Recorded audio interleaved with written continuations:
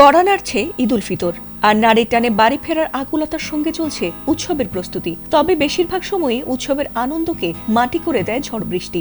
এখন ক্যালেন্ডারে বসন্তকাল চললেও হঠাৎই আকাশে দেখা মেলে কালো মেঘের। এমনকি গত কয়েকদিন আগেও বজ্রসহ শিলাবৃষ্টির দেখা পেয়েছে ঢাকাবাসী। আর আবহাওয়ার এমন অবস্থা দুশ্চিন্তায় ফেলেছে বহু ঘরমুখো মানুষকে। তাহলে কি ঈদের দিনও ঝরবে শিলাবৃষ্টি?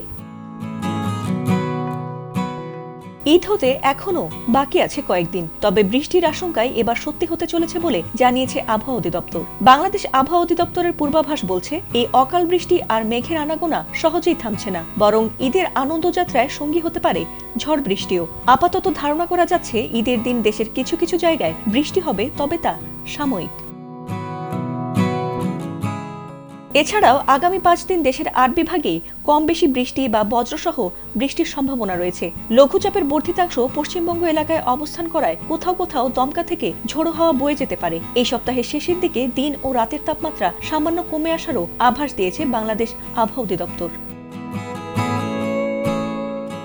এই অবস্থায় আবহাওয়া পরিস্থিতি নিয়ে জানতে চাইলে আবহাওয়াবিদ নাজমুল হক বলেন, মার্চ, এপ্রিল ও মে মাস হলো কালবৈশাখীর উপযুক্ত সময়, কিন্তু এখনো পর্যন্ত দেশের কোথাও কালবৈশাখী ঝড় আঘাত হানেনি। তবে আগামী কয়েকদিনের মাঝে এটি বিক্ষিপ্তভাবে আঘাত হানতে পারে। তিনি আরও জানান, আপাতত বৃষ্টির সম্ভাবনা বেশি দেখা যাচ্ছে আগামী 16 ও 17 মার্চ, অর্থাৎ তখন বেশিরভাগ মানুষই ঈদের ছুটি কাটাতে বাড়ির পথে থাকবেন।